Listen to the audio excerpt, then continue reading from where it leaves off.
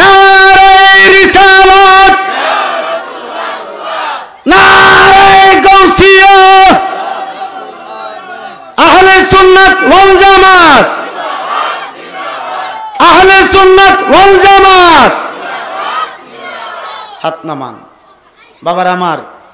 তাইলে দয়াল নবীজি কত আলমের রহমত, আল্লাহ যত আলমের রব, আমার নবীও তত আলমের রহমত, ঠিক কিনা?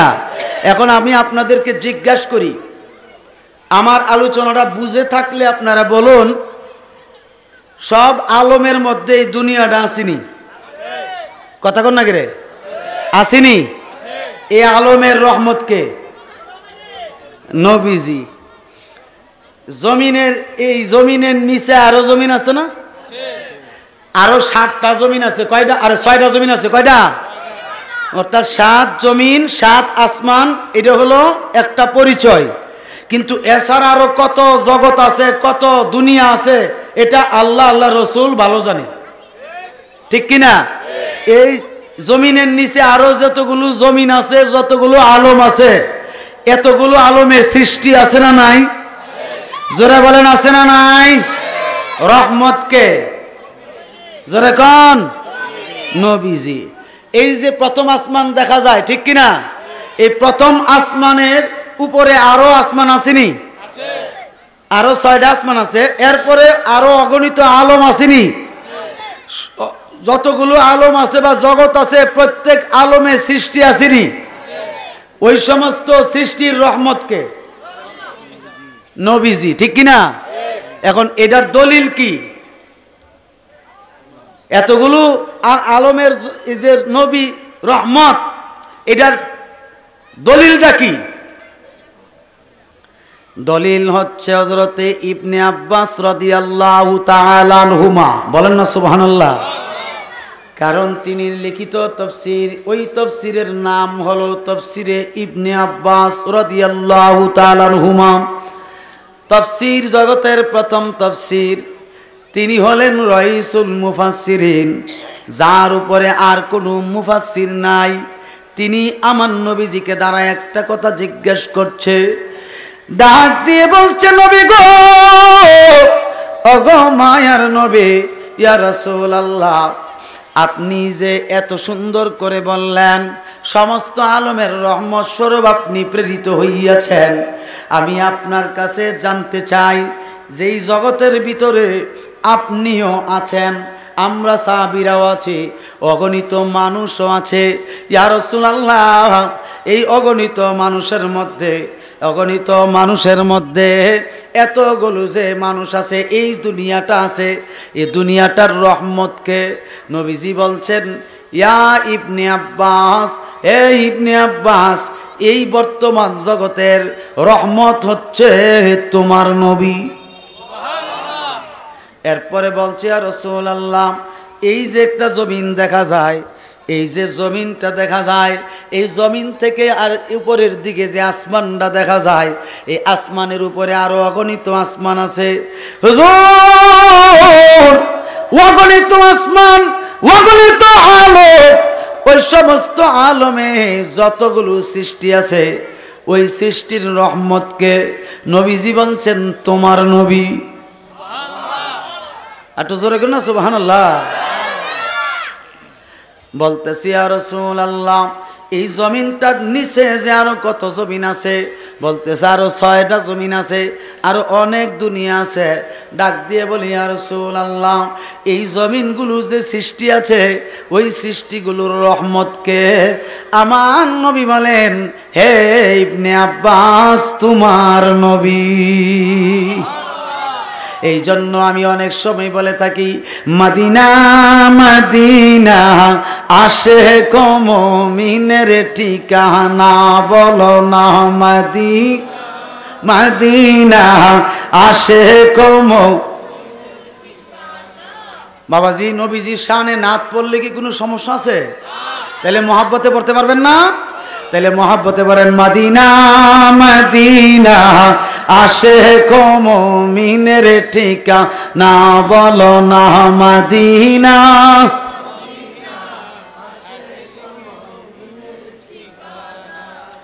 বাবা দিদারে চে কাঁদো তোমরা, দিদারে চে কাঁদো তোমরা, হনা নবীর দেওয়ানা। মদিনা মদিনা আশিক ও মুমিনের ঠিকানা বলো না মদিনা।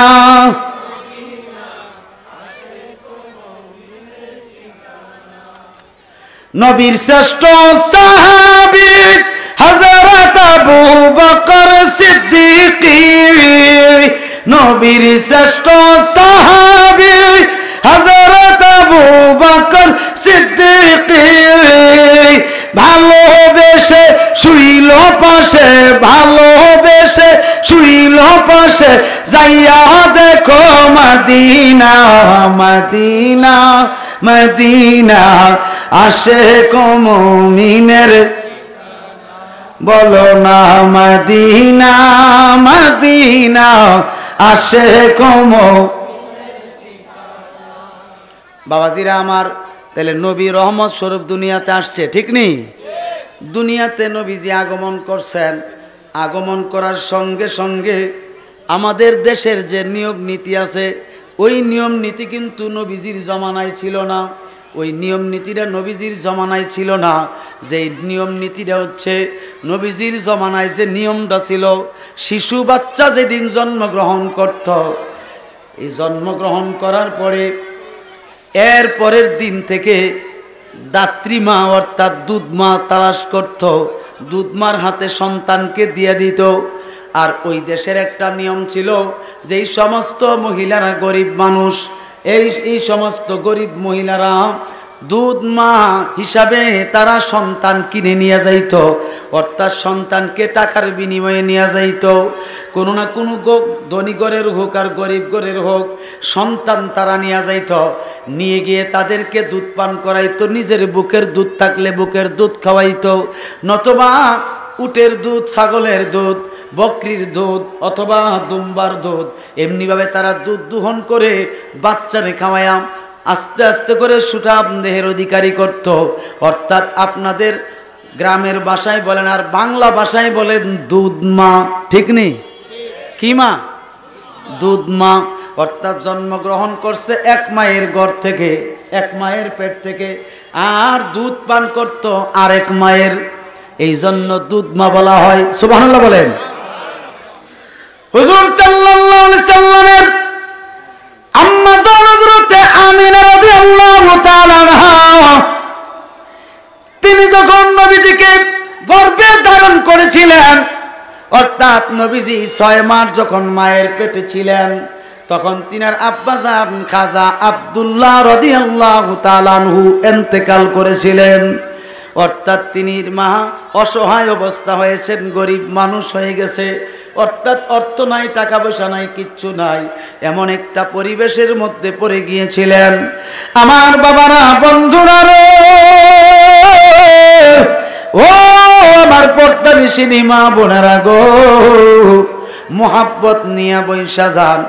তখন কিন্তু যেদিন নবীজিকে দুধ মা হযরতে হালিমাতুস সাদিয়া রাদিয়াল্লাহু তাআলা আনহা, যার বাড়ি ছিল তায়েফের জমিনে, জোরে করুন না সুবহানাল্লাহ, যার বাড়ি ছিল তায়েফের জমিনে, অর্থাৎ তিনি এমন গরিব ছিলেন, একেবারে অসহায় ছিলেন। তিনার একটা ছেলে সন্তান ছিল, যার নাম ছিল হযরতে আব্দুল্লাহ রাদিয়াল্লাহু তাআলা আনহু। তিনি এই আব্দুল্লাহর বয়স তখন 3 বছর, 3.5 বছর। এমন একটা বাচ্চা, অর্থাৎ হযরতে হালিমাতুস সাদিয়া রাদিয়াল্লাহু তাআলা আনহার স্তনে কিন্তু দুধ নাই, একেবারে শুকানো। তিনি দুধের কোনো ব্যবস্থা নাই, গরিব মানুষ, খাবার দাবার ঠিক মতো খাইতে পারে না, কামাই রুজি করে কোনো রকমে জীবন যাপন করে। একদিন খাইলে 3 দিন খাওয়ার কোনো ব্যবস্থা থাকে না, এমন অসহায় অবস্থা তারা বসবাস করত। হযরতে হালিমাতুস সাদিয়ার স্বামী, তিনি অসুস্থ পুরুষ, অসুস্থতার মধ্যে থাকিয়াও যতটুকু সম্ভব মানুষের বাড়িতে কাজকর্ম করত, তিনিও কাজ করতেন, এমনিভাবে কোনো রকমে জীবন যাপন করতেন। আমার বাবারা, বন্ধুরা রে, ও আমার দুস্তেরা, হযরতে হালিমাতুস সাদিয়া মহিলাদের যে যারা দুধ মা সাজার জন্য, সন্তান গ্রহণ করার জন্য, দায় মা হওয়ার জন্য, অর্থাৎ সন্তানকে লালন করার জন্য, পালন করার জন্য তারা কিন্তু কাতারবন্দি হইয়া দাঁড়ায়া দাঁড়ায়া কোনো মহিলাদের সন্তান আনার জন্য অপেক্ষা করত। শেষ পর্যন্ত তিনি দাঁড়াইলেন। দাঁড়ানোর পরে ওই কাতারে একেবারে পিছনেও তিনি দাঁড়াইছেন। দাঁড়ানোর পরে তিনি আগে যত মহিলারা ছিল তাদের কাছে মহিলারা সন্তানগুলো দিয়ে দিছে, কারণ খাওয়ানোর মতো ব্যবস্থা আছে, গরিব না তারা, কিছু ধনী, এই জন্য তাদের কাছে সন্তান দিয়া দিছে। হযরতে হালিমার কাছে সন্তান দেয় না, তিনি গরিব অসহায় বলে তিনাকে তিরস্কার করত। তখন তিনি কাঁদতে কাঁদতে এখান থেকে তিনি চলে গেলেন, এই কাতার থেকে তিনি চলে গেলেন। গিয়ে তিনি আস্তে আস্তে করে আমার নবীর আম্মা জান হযরতে আমিনা রাদিয়াল্লাহু তাআলা আনহার ঘরের দরজায় গিয়ে দাঁড়ালেন।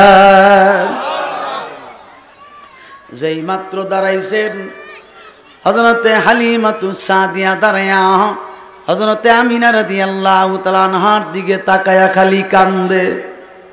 কি করে? কান্নাকাটি করছে।